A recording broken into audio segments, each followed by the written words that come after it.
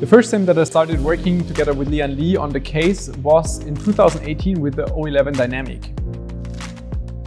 At that time, most of the cases were missing some very essential features, like general good compatibility for water cooling, dual chamber design and the possibility to mount a big variety of radiators.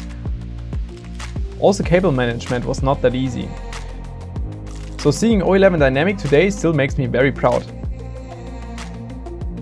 Of course, we didn't just stop at that point, and demand for even bigger cases was also increasing. So we started working on the O11 Dynamic XL, which offered deeper radiator mounting possibilities on the side to allow even thicker radiators and generally also allow bigger water blocks for the GPU. At the same time, the increased space allowed more storage and also a wider I/O area in front.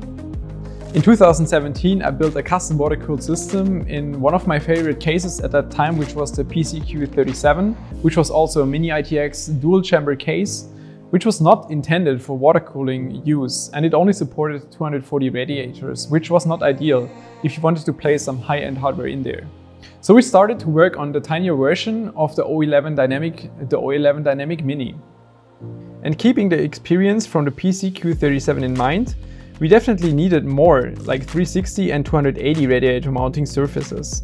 And then Lian Li came up with a very nice idea of having a modular I/O area, which allowed to change the back area from 3, 5 or 7 slot mounting configurations. This way you can still fit different sized radiators, mainboards up to ATX and different GPU orientations.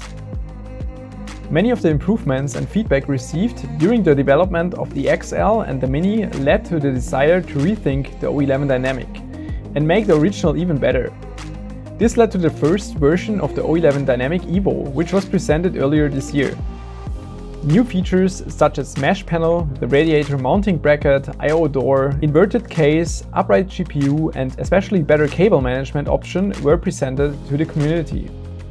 When I presented the new possible front I/O area with the door, there was a lot of feedback against it. You cannot always make everything perfect and suit everything to every need. That's why when the community made clear they would like to see a different approach, Lian Li listened and came up with a modular I/O, with a power button that can even be pushed from 2 directions. Another very good example of Lian Li listening to user feedback is if you want to put your PC underneath the desk. And they also need the I/O area to be accessible from the top, and this feature will also be available for purchase in addition.